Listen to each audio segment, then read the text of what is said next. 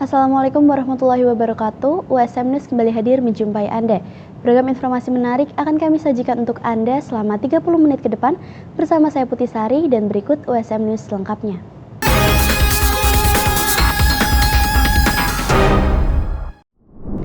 ...109 orang yang menjadi anggota Kabinet Merah Putih secara resmi dilantik oleh Presiden Prabowo. Pakar komunikasi USM turut menyoroti hal itu dan menyampaikan bahwa hal itu akan memudahkan dalam menjangkau berbagai permasalahan. Putusan Presiden Republik Indonesia tentang pengangkatan Menteri Negara Kabinet Merah Putih periode tahun 2024-2029. Jaksa Agung Republik Indonesia, Kepala Badan Intelijen Negara, Kepala dan Wakil Kepala Staf Kepresidenan, Kepala Kantor Komunikasi Kepresidenan, dan Ketua Dewan Ekonomi Nasional oleh Deputi Bidang Administrasi Aparatur Kementerian Sekretariat Negara. Presiden Republik Indonesia Prabowo Subianto baru saja melantik Menteri Kabinet Merah Putih beberapa waktu lalu. Kabinet Merah Putih yang akan bekerja 5 tahun ke depan itu beranggotakan total 109 orang yang terdiri dari 48 menteri dan 5 pejabat setingkat menteri yang ditambah dengan 56 wakil menteri. Jumlah itu merupakan yang tertinggi sejak Kabinet Dwi Kora III pada 1966. Pakar Komunikasi Universitas Semarang Gunawan Wicaksana MSI menilai bahwa kabinet yang besar ini sesuai dengan teori, di mana dengan jumlah anggota yang banyak akan lebih mudah mengatasi berbagai kondisi. Ya, kalau saya lihat dari sisi teori komunikasi organisasi, itu menurut Winpage itu masuk kepada teori modern. Nah, teori modern itu cirinya adalah kelembagaannya banyak, kementeriannya banyak, nanti ditambah lembaga yang banyak. Nah, idealnya kemudian teori modern itu mengharapkan kemudian bisa gampang menangkap dan gampang bisa menyelesaikan hal-hal sesuai dengan bidang-bidang yang sudah banyak dibagi-bagi tadi. Itu kelebihannya. Tapi kelemahannya itu juga banyak. Kelemahannya kemudian koordinasinya tidak ada. Nanti kurang. Kemudian antar satu sektor dengan yang lain itu kalau belum klop itu kemudian bisa tumpang soh kalau dalam bahasa Jawanya itu. Oleh karena itu kemudian nanti Jumat Sabtu Minggu itu kemudian ada team building itu ya di Magelang, itu maksudnya seperti outbound itu ya untuk menyatukan pendapat. Kabinet Merah Putih mengalami peningkatan jumlah kementerian yang signifikan dibandingkan Kabinet Kerja dan Kabinet Indonesia Maju di era Presiden Joko Widodo yang hanya memiliki 34 kementerian. Kehadiran kabinet yang besar ini menurut Gunawan perlu memperhatikan nomenklatur untuk penyatukan kabinet agar sistem kerja kabinet tidak saling tumpang tindih. Kemudian tentu yang harus difikirkan, paling tidak menurut saya 6 bulan ke depan itu bagaimana kemudian mengklopkan tadi, membuat nomenklatur yang kemudian nanti tidak jadi saling tumpang tindih. Kalau dari saling tumpang tindih, kalau dari sisi public relations kan home-nya tidak bagus itu. Tidak public relation bikin at home karena home-nya kemudian jadi tidak harmonis. Padahal yang paling penting kalau public relation itu kan public relations bikin at home, artinya home-nya harus harmonis. Dan itu diwujudkan dengan nomenklatur dari antar menteri ataupun antar koordinator itu. 40 pelanggan di wilayah PLN UP 3 Kudus merasakan penyambungan listrik gratis. Melalui program Light Up the Dream, PLN berkomitmen untuk bertumbuh bersama pelanggan.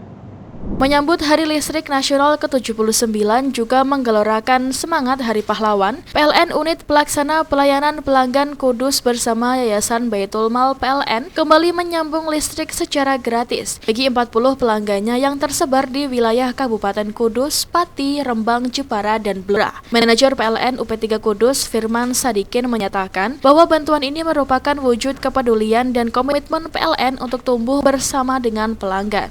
Assalamualaikum warahmatullahi wabarakatuh.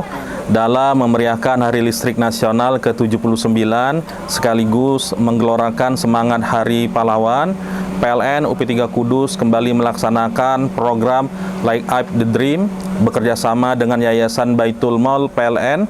Kami berhasil menyambung listrik gratis sebanyak 40 pelanggan di Kabupaten Kudus, Pati, Rembang, Jepara, serta Blora. Bantuan ini merupakan wujud kepedulian dan komitmen PLN untuk tumbuh bersama pelanggan. Semoga melalui bantuan ini pelanggan dapat menikmati kualitas kehidupan dengan memanfaatkan energi listrik. Wassalamualaikum warahmatullahi wabarakatuh. Program Light Up the Dream PLN menjadi sarana bagi insan PLN untuk berbagi kebahagiaan pada masyarakat prasejahtera yang belum memiliki akses listrik. Senada dengan hal itu, Rustiono, warga desa Mororejo, Kecamatan Melongo, Kabupaten Kudus, mengungkapkan kebahagiaannya karena sekarang dapat menikmati listrik di rumah. Assalamualaikum warahmatullahi wabarakatuh. Saya ucapkan dari pihak PLN karena sudah membantu saya pribadi atas nama Rustiono yang telah membantu saya sebagai orang kanan kecil, sudah dibantu untuk disalurkan listrik dari PLN. Saya hanya tidak bisa mengucapkan banyak-banyak, saya hanya ucapkan hanya sekedar ucapan terima kasih dari pihak PT PLN yang sedia membantu dari saya. Cukup sekian yang saya ucapkan. Wassalamualaikum warahmatullahi wabarakatuh. Terus menyuarakan misi kemanusiaan, PMI Kota Semarang menggandeng media untuk berkolaborasi bersama. Media menjadi mitra strategis dalam menyuarakan kemanusiaan. Palang Merah Indonesia Kota Semarang menjalin sinergi dengan media untuk bersama-sama menyuarakan kemanusiaan bagi sesama. Media dipandang PMI Kota Semarang sebagai mitra strategis dalam melaksanakan misi kemanusiaan. Menurut Wakil Ketua PMI Kota Semarang, Dr. Widoyono mengatakan bahwa media menjadi pilar keempat dalam komponen membangun bangsa dan memiliki peran strategis dalam mencerdaskan kehidupan berbangsa tanpa mengesampingkan kemanusiaan. Dari kekuatan media ini sangat besar. Jadi saya percaya bahwa banyak titik, banyak ruang kita bisa berkolaborasi, bekerja sama ya dalam mengembangkan misi-misi PMI, dan terutama tadi kita sudah punya ada unit-unit ya, pertama nanti penjaringan semua diajak ke sana, ke sebelah itu, kemudian di Politeknik tadi, Polbitrada, Politeknik Bina Transfusi Darah milik PMI, agar PMI juga bisa survive karena kita non pemerintah ya. Non pemerintah itu tidak bisa mengharapkan anggaran yang rutin dari pemerintah kan enggak. Jadi maka kita juga dapat sering ya, setiap tahun kita dapat bantuan dari pemerintah berupa truk tangki air misalnya untuk antisipasi kekeringan di beberapa daerah di Kota Semarang. Kemarin kita dapat bantuan dari BI itu ambulan HIS ya. Kita harapkan misi-misi PMI bisa lebih tercapai lagi. Ada regenerasi para pendonor, regenerasi para sukarelawan, TSR, KSR itu tadi lebih ke arah muda. Jadi nanti kalau yang senior-senior lansia sudah kan ada penggantinya, ada kaderisasi. Dalam acara itu, PMI terus mendorong regenerasi pendonor darah dan sukarelawan, mengingat organisasi ini tidak mendapat dana rutin dari pemerintah. Meski demikian, PMI terus berinovasi dengan berbagai unit pelayanan kesehatan, termasuk klinik utama yang beroperasi mandiri. Klinik utama PMI hadir dengan fasilitas yang lengkap, seperti klinik umum, penyakit dalam, talasemia, THT, fisioterapi, gigi, laboratorium, dan laktasi, semua ditujukan untuk mendukung kesehatan masyarakat. Selain itu, PMI juga berkolaborasi dengan Politeknik Bina Transfusi Darah Semarang yang terletak di Jalan Sambiroto Raya nomor 64D. Melalui Polbitrada Semarang, PMI Kota Semarang mendidik tenaga ahli di bidang transfusi darah, radiografi, dan elektromedik. Menyambut Hari Listrik Nasional serta menggelorakan semangat Sumpah Pemuda, PLN UP 2D Jateng dan DIY menggelar penyalaan serentak Light Up the Dream bagi pelanggan di wilayah kerjanya. Menyambut Hari Listrik Nasional ke-79 dan Hari Sumpah Pemuda ke-96, PLN Unit Pelaksana Pelayanan Pelanggan Semarang bersama Srikandi PLN UP3 Semarang dan Srikandi PLN UP2D Jawa Tengah dan DI Yogyakarta melaksanakan penyalaan serentak Light Up the Dream di seluruh unit layanan pelanggan wilayah kerja PLN UP3 Semarang. Kegiatan ini menjadi bentuk peningkatan Employee Value Proposition khususnya kontribusi terbaik untuk Indonesia. Bantuan bantuan penyambungan listrik secara gratis pada masyarakat prasejahtera yang belum memiliki akses listrik di seluruh Indonesia ini menjadi bentuk kepedulian insan PLN. Salah satu penerima manfaat Ibu Kasniti yang merupakan pembuat jaring rajungan mengaku sangat bersyukur atas bantuan yang diberikan PLN sehingga rumahnya menjadi terang dan nyaman. Untuk memberikan pembinaan kepada para pembina pramuka, Kuarshap Grobogan menyelenggarakan kursus mahir tingkat lanjutan yang digelar di SMA Negeri 1 Purwodadi. Kegiatan tersebut diikuti oleh puluhan pembina pramuka, baik dari SMA Madrasah Aliyah dan dari SMK Sokwarca Grobogan.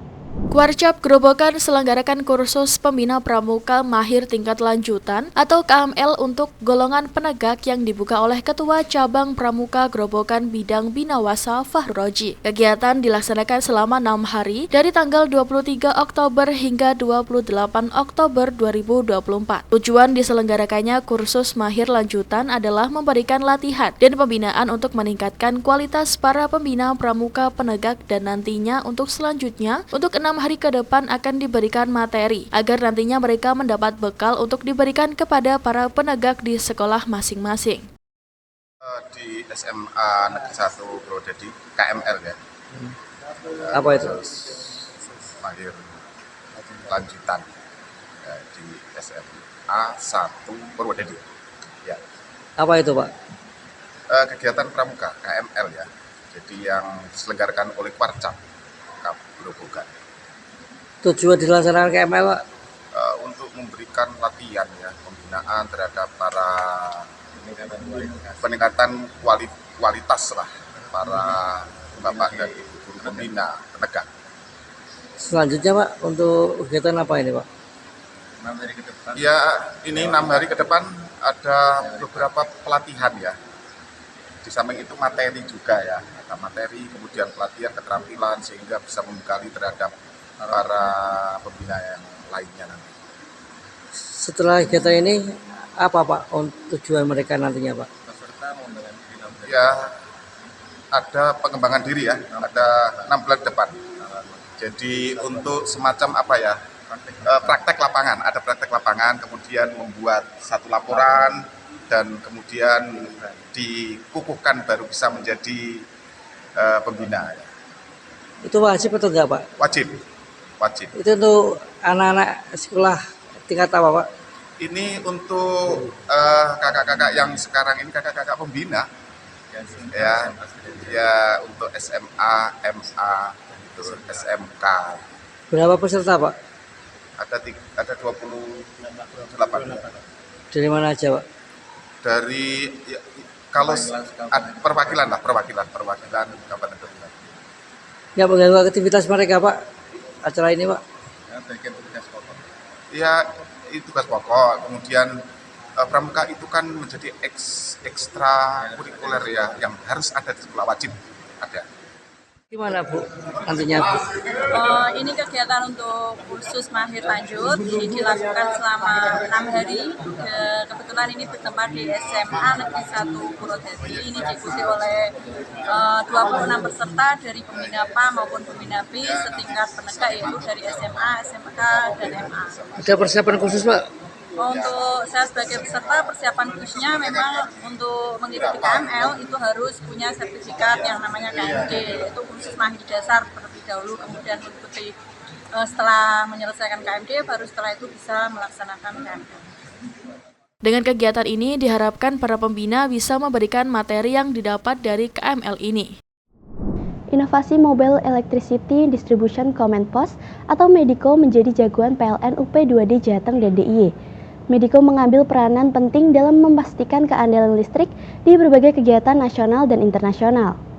Semangat Sumpah Pemuda terus menggelora dalam menjaga keandalan pasokan listrik bagi seluruh negeri. Inovasi PLN UP2D ditunjukkan melalui Mobile Electricity Distribution Command Post. MEDICO menjadi jagoan PLN UP2D Jateng dan DIY untuk memastikan keandalan pasokan listrik dalam berbagai kegiatan nasional dan internasional. Manajer PLN UP2D Jateng dan DIY Mosadli mengungkapkan bahwa inovasi MEDICO atau Mobile Electricity Distribution Command Post telah dioperasikan sejak tahun 2022. PLN UP2D Jawa Tengah dan Yogyakarta telah mengoperasikan MEDICO sejak tahun 2022. Penggunaan pertama yang mencolok adalah pada rangkaian acara KTT G20. Inovasi ini mencerminkan semangat perubahan dan kontribusi nyata PLN selaku BUMN dalam mendukung pembangunan bangsa selaras dengan semangat Sumpah Pemuda yang menggelorakan semangat persatuan, kreativitas, dan inovasi demi kemajuan Indonesia. Mediko telah digunakan dalam berbagai acara besar seperti ASEAN Para Games ke-11 di Surakarta, konser Dream Theater Top of the World powered by PLN di Stadion Manahan, Surakarta, Muktamar Muhammadiyah ke-48 di Surakarta, siaga kehandalan VVIP dan VIP untuk pernikahan putra Presiden RI di Yogyakarta dan Surakarta, FIFA World Cup U17 di Surakarta, dan Peparnas 17 di Surakarta. PLN UP2D Jawa Tengah Yogyakarta, Beyond Energy and Power. Mediko juga dilengkapi fitur canggih diantaranya terintegrasi dengan teknologi SCADA dan CCTV, memungkinkan PLN untuk memantau peralatan kehandalan seperti UPS, genset, UGB, dan AKOS secara real-time. Dengan Mediko, PLN UP2D Jateng dan DIY tidak hanya berinovasi untuk memberikan pelayanan terbaik, tetapi juga terus menggelorakan semangat kebersamaan dan pembangunan demi mewujudkan cita-cita bangsa, sebagaimana diamanatkan oleh semangat Sumpah Pemuda. Pemirsa, pernyataan Presiden baru Republik Indonesia Prabowo Subianto soal kebijakan luar negeri hingga pilihan Menteri Luar Negerinya mendapat beragam respon dari analis di Amerika Serikat. Sebagian melihat akan ada reorientasi kebijakan untuk lebih bersikap global. Tapi bagaimana Indonesia di bawah Prabowo menghadapi rivalitas Amerika Serikat-Tiongkok? Selengkapnya diikuti laporan tim VOA berikut ini. Informasi ini sekaligus menutup perjumpaan kita hari ini. Saksikan terus USM News hanya di USM TV. Saya Putih Sari dan seluruh kru yang sedang bertugas pamit undur diri. Terima kasih. Wassalamualaikum warahmatullahi wabarakatuh.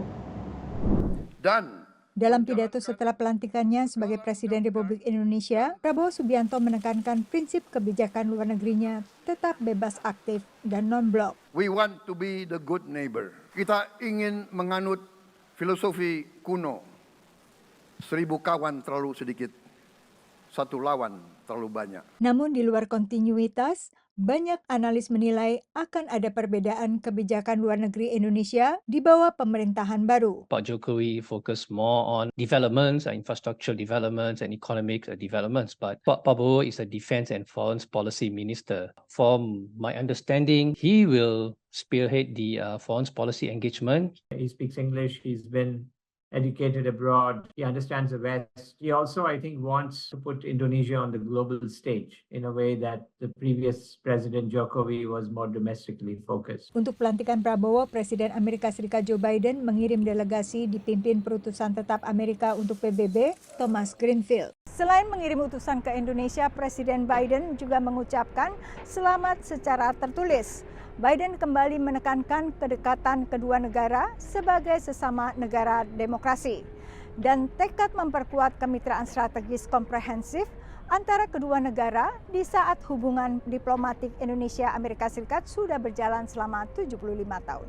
Analis tak melihat banyak perbedaan dalam sikap Amerika Serikat terhadap Indonesia, siapapun yang menjadi Presiden Republik Indonesia. Basically, the United States, although it talks the language of values, it really has actually a very strategic foreign policy. It's focused, at the moment in Asia, it's focused on rolling back China's influence. Right. So the US-China dynamic plays a key role in terms of how Indonesia views challenges and opportunities in its immediate region. And we've already seen some remarks from President Prabowo about how he views US-China tensions.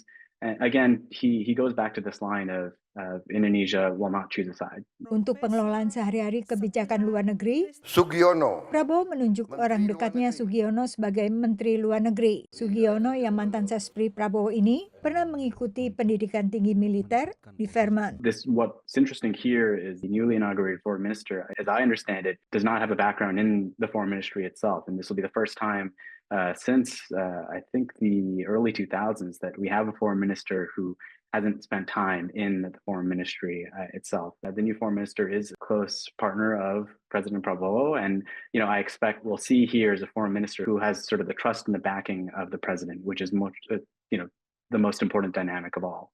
Sebelum resmi dilantik, Prabowo telah berkunjung ke Tiongkok dan Rusia, namun belum ke Amerika. Usai dilantik, ia dijadwalkan menghadiri KTT APEC di Peru dan KTT G20 di Brazil.